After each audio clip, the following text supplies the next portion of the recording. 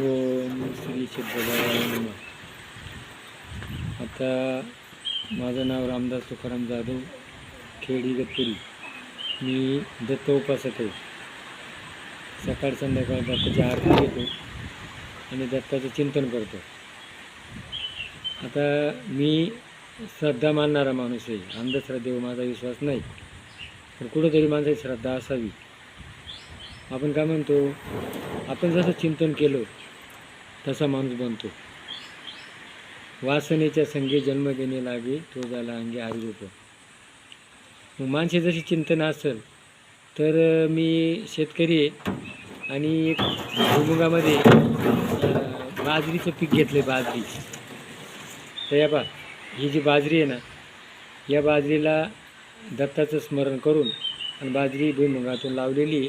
ते बघा, आहे ना त्याला तीन तीन तोंड. हे बा, 1 2 3 त्याला हे या पाहिजे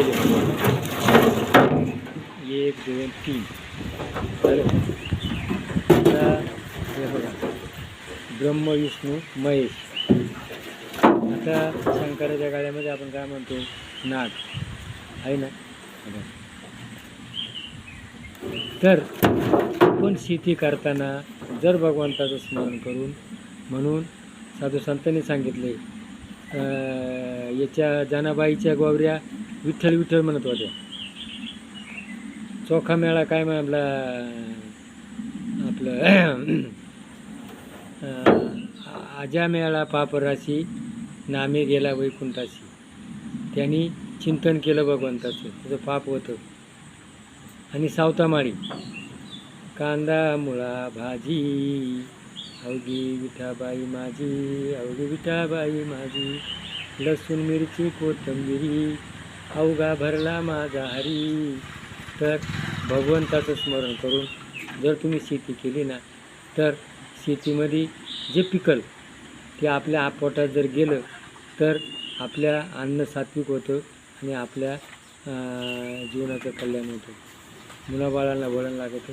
म्हणून सतत रामकृष्ण हरी हा मंत्र घेऊन तुम्ही शेतीचं जर काम केलं, शेतीमध्ये कोणते पीक काढा, तर त्याच्यातून निघणारं पीक आहे ते अन्न सात्विक बनणार आणि आपल्या जीवनाचं कल्याण होणार.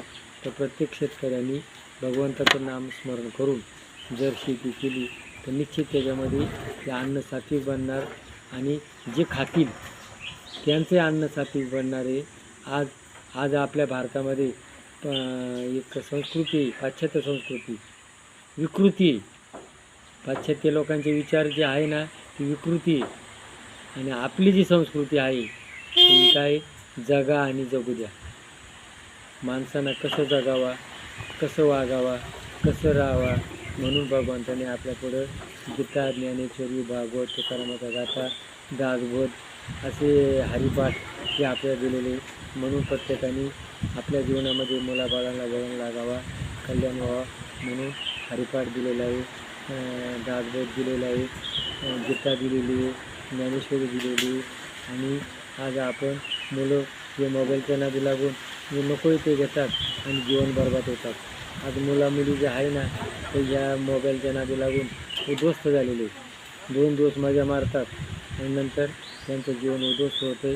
तर जीवन उद्ध्वस्त होऊ नये म्हणून भगवंताचं चिंतन करावा, दैवी विचार करावा.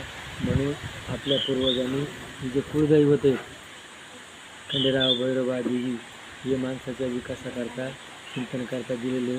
तर प्रत्येकाने तिथं भैरवनाथ मंदिरापाशी या, जेजुरीला जा, कुळदैवताचं स्मरण करा. जय भैरवनाथ महाराज की जय.